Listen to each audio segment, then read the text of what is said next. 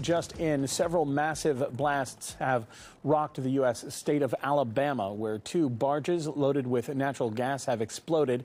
A fire department spokesperson says 3 people have been injured with burns and have been taken to a local hospital there. The firefighters are now battling the fire at the scene on Alabama's Mobile River.